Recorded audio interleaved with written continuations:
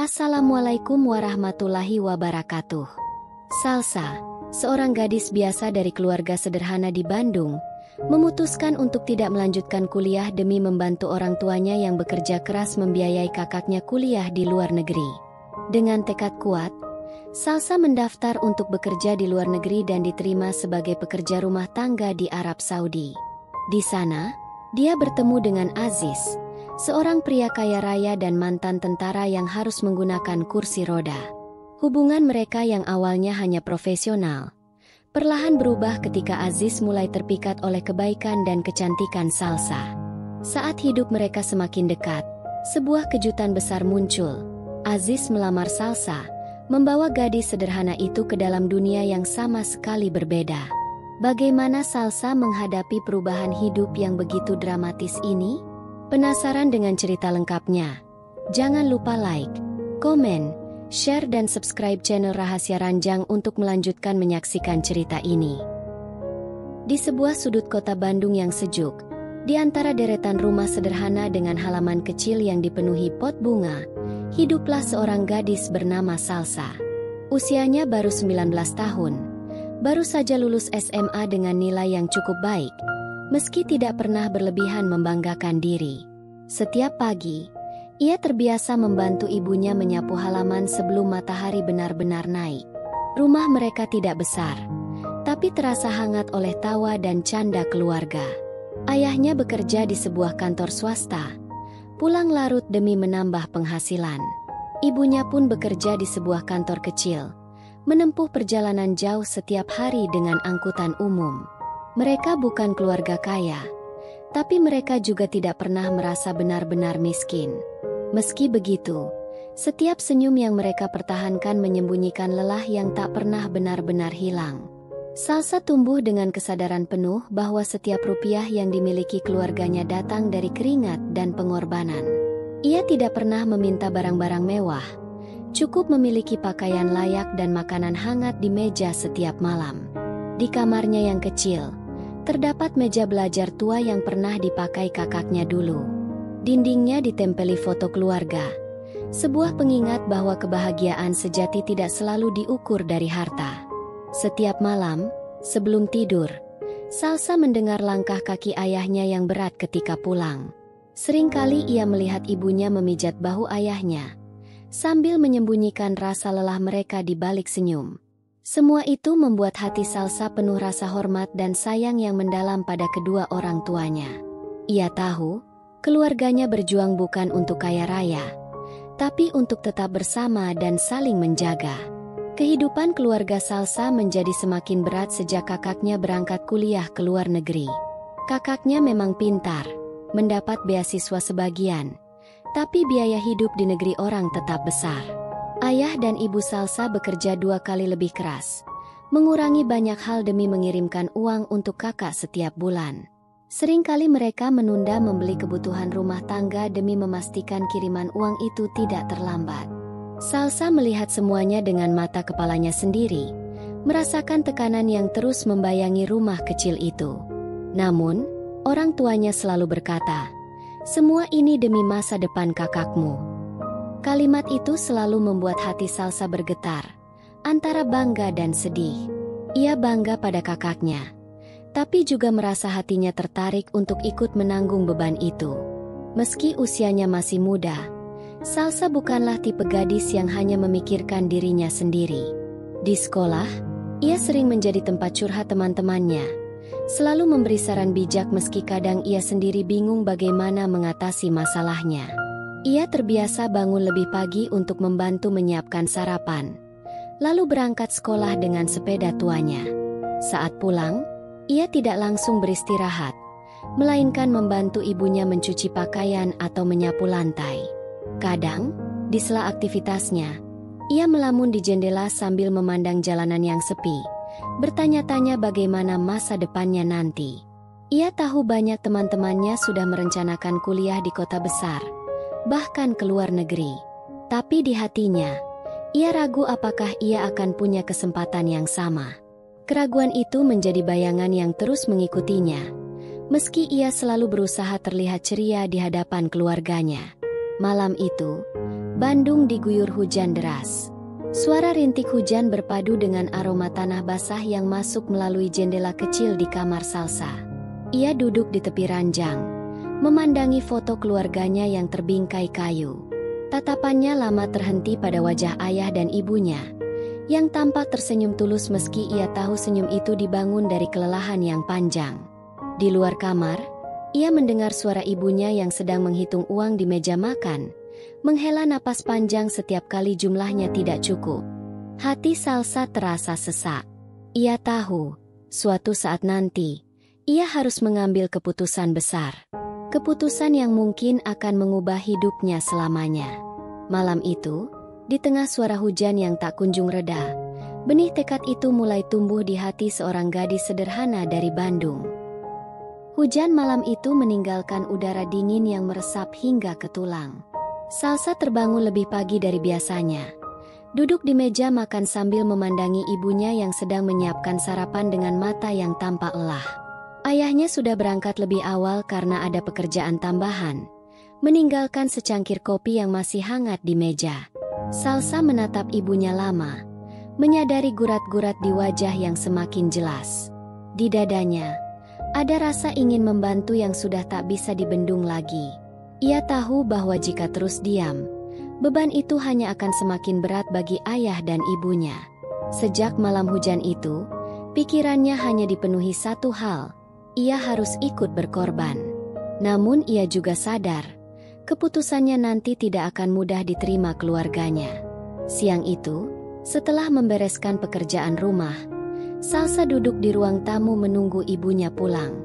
Ketika ibunya masuk, membawa tas belanja kecil, Salsa langsung memintanya duduk. Dengan suara yang bergetar, ia berkata, "Bu, Salsa tidak mau kuliah. Salsa mau bekerja." Ucapan itu membuat ibunya tertegun, seakan tak percaya dengan apa yang baru saja didengarnya. Ibunya mencoba tersenyum, meski mata mulai berkaca-kaca. "Nak, masa depanmu harus lebih baik dari ini," ucapnya pelan. Tapi Salsa menggeleng, air mata mulai menetes di pipinya. Ia menjelaskan bahwa ini adalah pilihan yang ia ambil demi keluarga, demi kakaknya, demi semua pengorbanan yang sudah dilakukan orang tuanya. Malam itu menjadi salah satu malam paling panjang dalam hidup Salsa. Ayahnya pulang larut, dan ibunya menceritakan keputusan yang disampaikan anak bungsunya. Ayah Salsa terdiam lama, menatap meja makan yang penuh dengan lauk sederhana. Di wajahnya ada campuran rasa bangga dan sedih. "Kau masih muda, Sa. Dunia luar itu tidak mudah," kata ayahnya akhirnya. Tapi Salsa tetap menatap mereka dengan tekad yang kuat. Ia berkata bahwa ia tidak ingin menjadi beban. Kalimat itu membuat ibunya menunduk, menahan air mata yang hampir jatuh.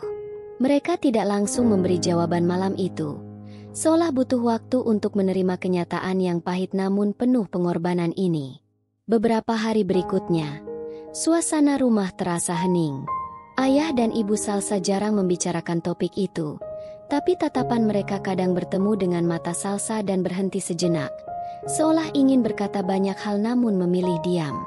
Hingga suatu malam, setelah makan malam, ayahnya memanggil Salsa ke ruang tamu. Dengan suara berat, ia berkata, "Kalau ini benar-benar maumu, kami tidak akan menghalangi. Tapi janji, tetap jaga diri."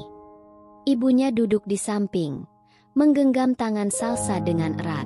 Air mata jatuh dari ketiganya malam itu, bukan karena marah, tapi karena tahu bahwa jalan yang akan ditempuh Salsa tidak akan mudah. Setelah restu itu diberikan, Salsa merasa lega namun sekaligus takut. Ia tahu, ini baru awal dari perjalanan panjang yang penuh risiko. Keesokan harinya, ia mulai mencari informasi lowongan kerja, berharap menemukan kesempatan yang bisa membantunya membantu keluarga. Sampai suatu sore, ketika ia tak sengaja membaca sebuah selebaran yang ditempel di papan pengumuman dekat pasar, lowongan kerja ke luar negeri, gaji besar, fasilitas lengkap.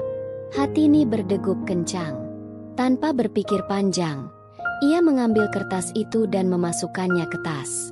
Malam itu, saat duduk di kamarnya, ia menatap selebaran tersebut lama sekali.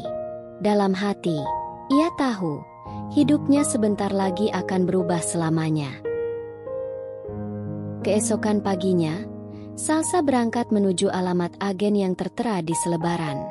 Jantungnya berdetak kencang ketika ia melangkah masuk ke gedung kecil itu.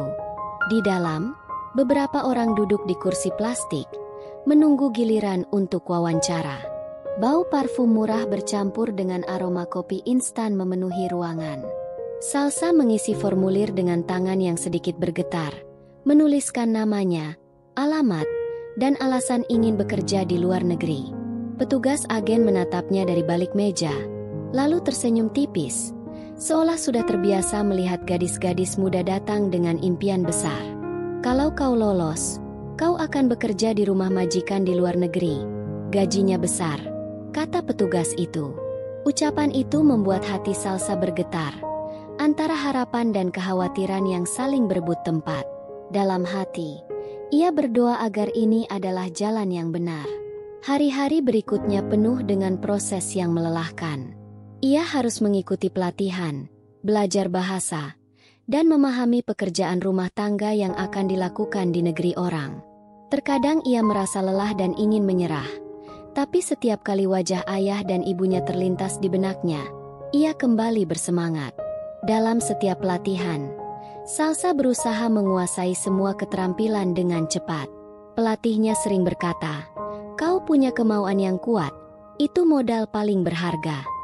Kata-kata itu menjadi dorongan baginya untuk terus bertahan. Malam-malam di asrama pelatihan sering ia habiskan dengan menulis surat untuk keluarganya, bercerita tentang harapannya, meski tak semua ia kirimkan.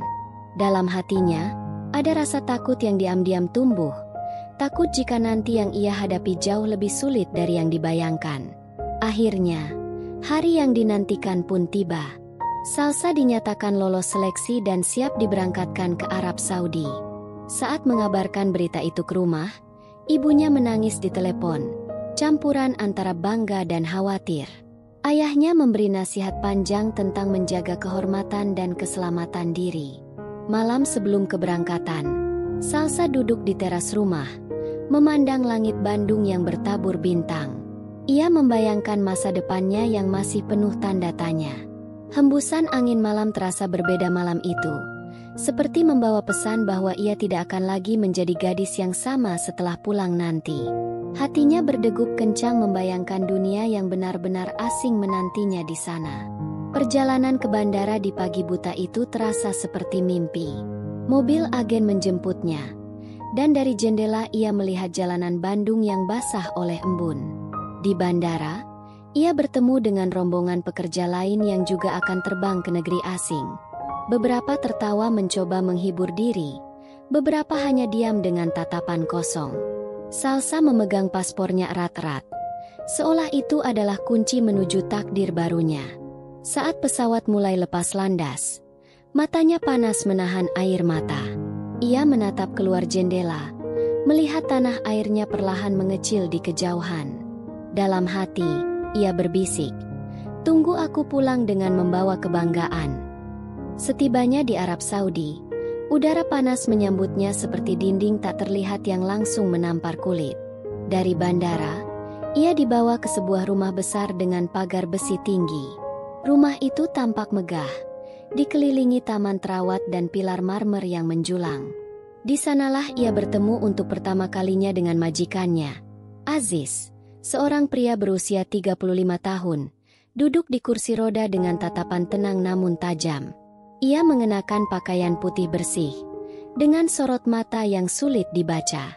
Salsa memberi salam dengan sopan, mencoba menyembunyikan rasa gugupnya. Dalam hati, ia tahu, pertemuan ini adalah awal dari cerita yang akan mengubah seluruh jalan hidupnya. Hari-hari pertama bekerja di rumah besar itu penuh dengan rasa canggung bagi Salsa. Ia harus menyesuaikan diri dengan aturan rumah yang ketat, mulai dari jam kerja hingga tata cara berbicara dengan majikan. Aziz jarang berbicara, hanya memberi instruksi singkat melalui pelayan lain. Salsa lebih banyak bekerja di dapur, membersihkan rumah, dan menyiapkan keperluan harian. Namun, tak jarang ia diminta untuk mengantar makanan langsung ke kamar Aziz. Saat pertama kali masuk ruangan itu, ia tertegun melihat rak buku yang tinggi, jendela besar menghadap taman, dan aroma wangi kayu yang menenangkan. Aziz duduk di kursi roda di dekat jendela, memandang keluar tanpa banyak bicara. Salsa menunduk sopan, meletakkan makanan di meja, lalu pergi dengan langkah hati-hati.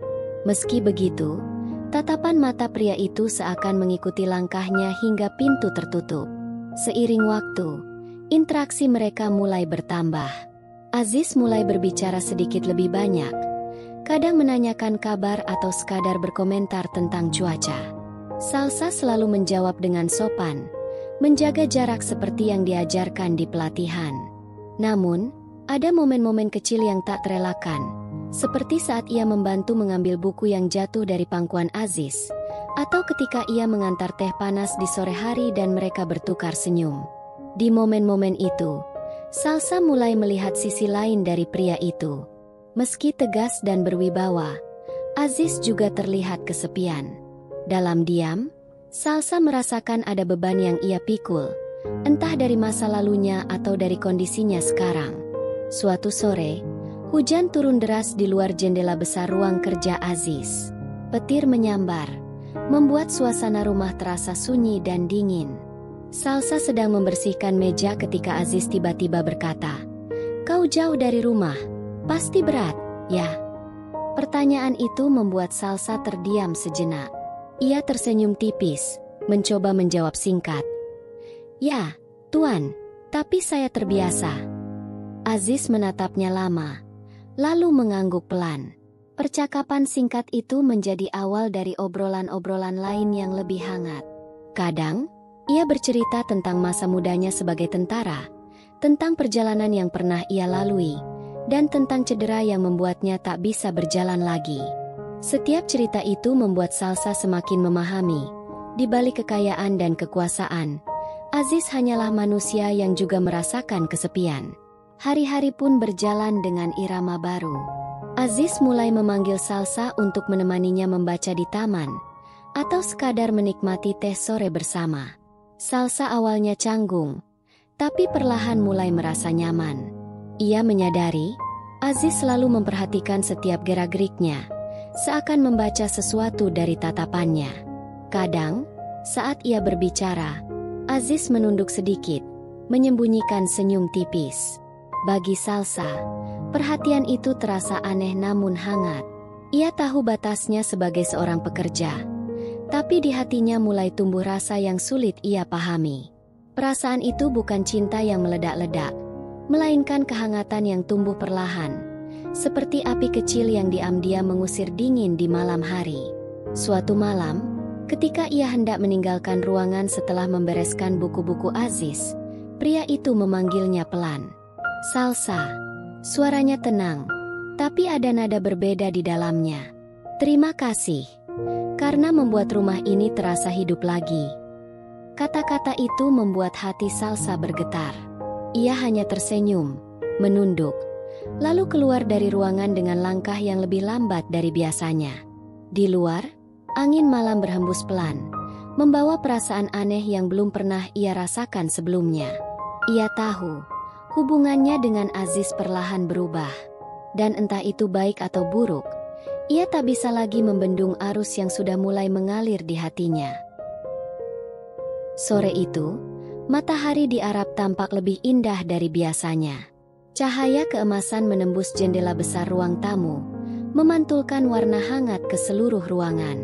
Aziz meminta Salsa menemaninya di balkon yang menghadap ke taman, sesuatu yang jarang ia lakukan.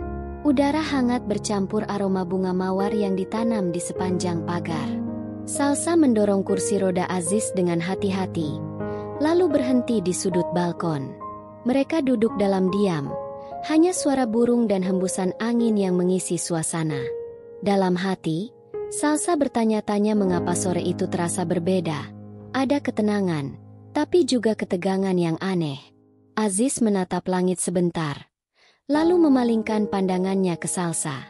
"Sudah lama, aku ingin mengatakan sesuatu padamu," ujar Aziz perlahan, Suaranya lebih lembut dari biasanya. Salsa menoleh. Keningnya sedikit berkerut. Aziz menarik napas panjang. Matanya menatap dalam seolah mencari jawaban di wajah gadis itu. Salsa, sejak kau datang, hidupku berubah. Rumah ini tidak lagi sunyi. Hatiku tidak lagi kosong. Kata-kata itu membuat dada Salsa terasa sesak. Jantungnya berdetak lebih cepat. Ia mencoba tersenyum sopan, tapi tatapannya tak bisa berbohong. Ada kehangatan yang ia rasakan, meski tak pernah ia bayangkan akan datang dari seorang pria seperti Aziz. Aziz melanjutkan, "Aku tahu, mungkin ini terdengar gila. Kau masih muda, dan aku hanya seorang pria yang duduk di kursi roda. Tapi, maukah kau menjadi istriku?" Kalimat itu jatuh pelan, namun terasa begitu berat di telinga Salsa. Dunia di sekitarnya seolah berhenti bergerak. Hanya ada tatapan mata Aziz, penuh kesungguhan dan harapan. Salsa terdiam, lidahnya keluh. Dalam benaknya, ia teringat wajah ayah dan ibunya di Bandung, perjuangan mereka, alasan ia datang sejauh ini. Namun ia juga melihat sosok Aziz yang tulus, yang selama ini memperlakukannya dengan hormat dan hangat. Angin sore berhembus pelan, membawa aroma bunga mawar yang semakin kuat. Salsa menunduk, mencoba merangkai kata-kata yang tepat. "Tuan, saya tidak pernah memikirkan ini sebelumnya," ucapnya lirih. Aziz tersenyum tipis, meski mata itu menyiratkan kegugupan. "Tidak apa-apa, ambil waktu yang kau butuhkan," katanya. Tapi di hati Salsa, jawabannya mulai terbentuk. Bukan karena harta atau kemewahan, tapi karena ia merasa menemukan rumah dalam hati pria itu. Air matanya mulai menggenang, meski bibirnya tersenyum. Akhirnya, dengan suara pelan namun tegas, Salsa berkata, "Ya, saya mau." Senja itu menjadi saksi dua hati yang menemukan satu sama lain di tempat dan waktu yang tak terduga. Mata Aziz berbinar, senyumnya tulus, dan untuk pertama kalinya, ia terlihat benar-benar bahagia. Salsa tahu, keputusan ini akan mengubah hidupnya selamanya. Dari seorang gadis sederhana di Bandung, kini ia menjadi bagian dari kehidupan seorang mantan tentara kaya raya di negeri asing. Senja berganti malam, tapi bagi mereka berdua, hari itu akan selalu menjadi cahaya yang tidak akan pernah padam.